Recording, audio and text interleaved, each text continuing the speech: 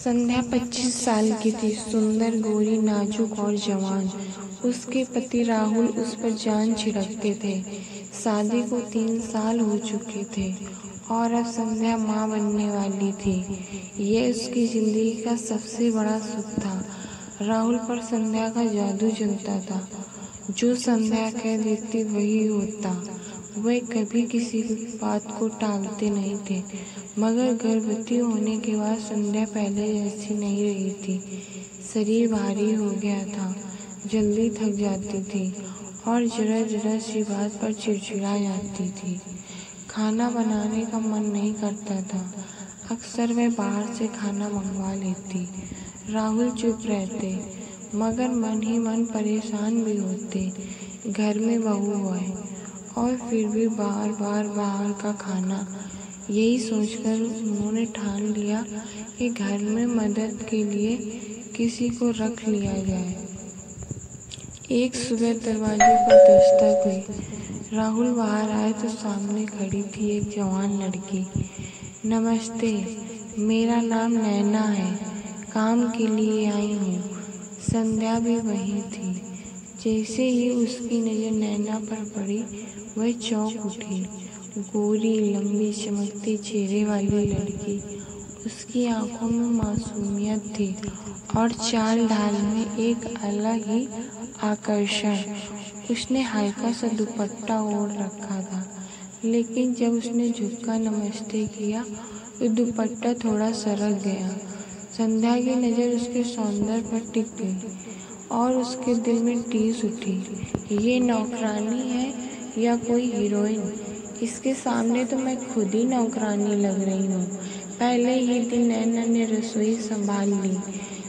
चूल्हे से ऐसी खुशबू उठी कि पड़ोस तक लोग पूछने लगे, आज घर में क्या पक रहा है? नैना ने गर्मा गर्म पूरी, आलू की सब्जी और हलवा बनाया। राहुल खाते ही बोल पड़े, वाह नैना, तुम्हारे हाथों में तो कमाल है, उंगलियां चाटते रह गए। ये सुनकर संध्या मुस्कुराई तो सही, मगर दिल में जलन की लहर दौड़ गई। धीरे धीरे घर का पूरा काम नैना संभालने लगी। संध्या को आराम मिल गया, लेकिन साथ ही मन में एक डर बैठ गया। एक दिन सुबह नैना लाल रंग का सूट पहनकर आई। चेहरे पर हल्की बिंदी, कानों में छोटे झुमके और आंखों में चमक। वह इतनी सुंदर लग रही थी कि संध्या कुछ देर तक उसे देखती ही रह गई। संध्या दीदी, चाय बना दूं? साथ में समोसे भी बना देती हूँ, नैना मुस्कुरा कर बोली। हाँ बना दो, संध्या ने ठंडी आवाज में कहा। कुछ ही देर में नैना ट्रे लेकर आई। चाय इतनी सुगंधित और समोसे इतने करारे कि संध्या भी खुद को रोक ना पाई। मगर हर निवाले के साथ उसके दिल में एक चुभन उतरती जा रही थी। गर्भवती होने के कारण संध्या को अक्सर बदन दर्द घेर लेता।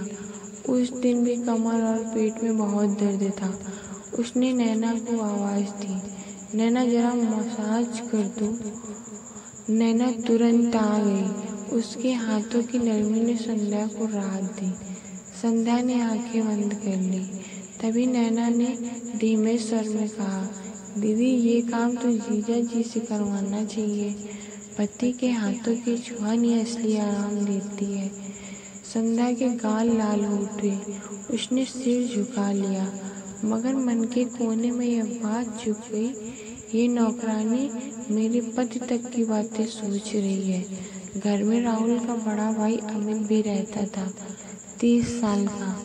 अमित गंभीर और पढ़ाकू माना जाता था। उसकी अब तक शादी नहीं हुई थी, लेकिन पिछले कुछ दिनों में संध्या ने नोटिस किया कि अमित बार बार रसोई या आंगन में नजर आता। कभी नैना पानी भर रही होती तो अमित वहीं खड़ा मिलता, कभी किताब लेकर बरामदे में बैठा होता, मगर नजरें नैना पर टिकी रहती। संध्या के दिल में संदेह और गहराता गया। एक दिन की सुबह सब कुछ बदल गई। नैना ने लाल रंग की साड़ी पहन रखी थी। उसके चेहरे पर गजब की रौनक थी। माथे पर बिंदी, हाथों में चूड़ियाँ और बालों में गजरा।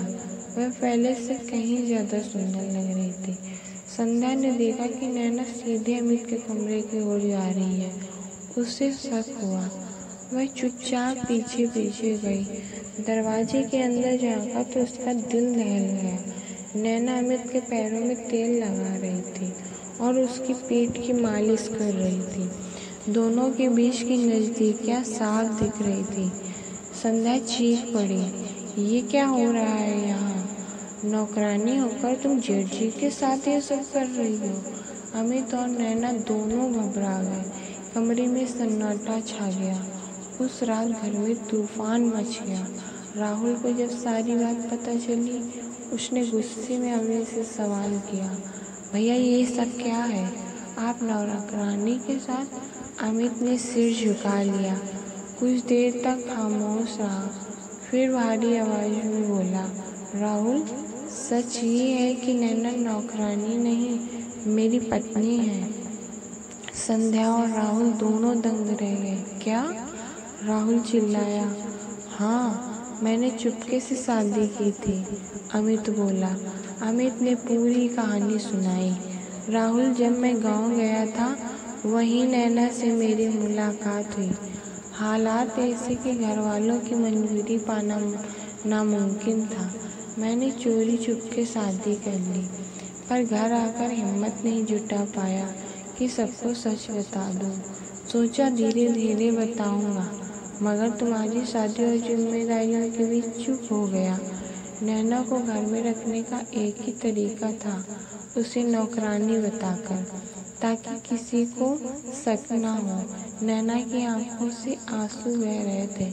वह बोली, माफ़ करना दीदी, मुझे भी गलत लगा, पर मैं जेठ जी की इज्जत के लिए चुप रही। सच ये है कि मैं उनकी पत्नी हूँ, नौकरानी नहीं। घर में भारी सन्नाटा था। संध्या का गुस्सा धीरे धीरे कम होने लगा। उसने देखा कि नैना की आंखों में कितना प्यार और सम्मान है अमित के लिए। राहुल भी कुछ देर चुप रहने के बाद बोला, भैया अगर आपने शादी की है तो छुपाने की क्या ज़रूरत थी? जब सब सामने आ ही गया है तो हम आपको और भाभी को दिल से स्वीकार करते हैं। संध्या ने गहरी सांस ली। उसके दिल में ईर्ष्या और शक की जगह धीरे धीरे समझदारी ने ले ली। उसने मुस्कुराते हुए कहा, नैना, अब तुम मेरी जेठानी हो। जो भी हुआ उसने मुझे बहुत परेशान किया, लेकिन अब सच सामने आए, चलो एक नई शुरुआत करते हैं। नैना फूट फूट कर रो पड़ी और संध्या के गले लग गई। अब घर में सब बदल गया। नैना ने नौकरानी की जगह जेठानी का स्थान पा लिया। संध्या को किसी तरह की जलन नहीं रही, बल्कि वह खुश थी कि माँ बनने के समय उसे एक सहारा मिल गया।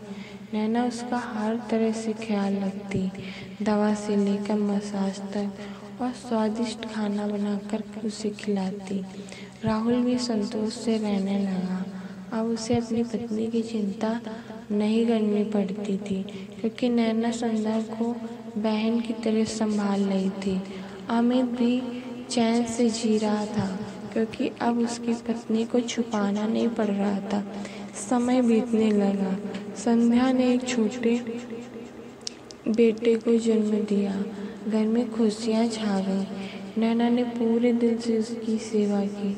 अब संध्या अक्सर मुस्कुरा कर कहती, पहले मुझे लगा था ये नौकरानी मेरे घर की रानी बन जाएगी, लेकिन असलियत तो ये है कि ये पहले से ही घर की रानी थी, बस हमसे छुपी हुई थी। दोस्तों, ऐसी मजेदार कहानी देखने के लिए मेरे चैनल को सब्सक्राइब और लाइक करें।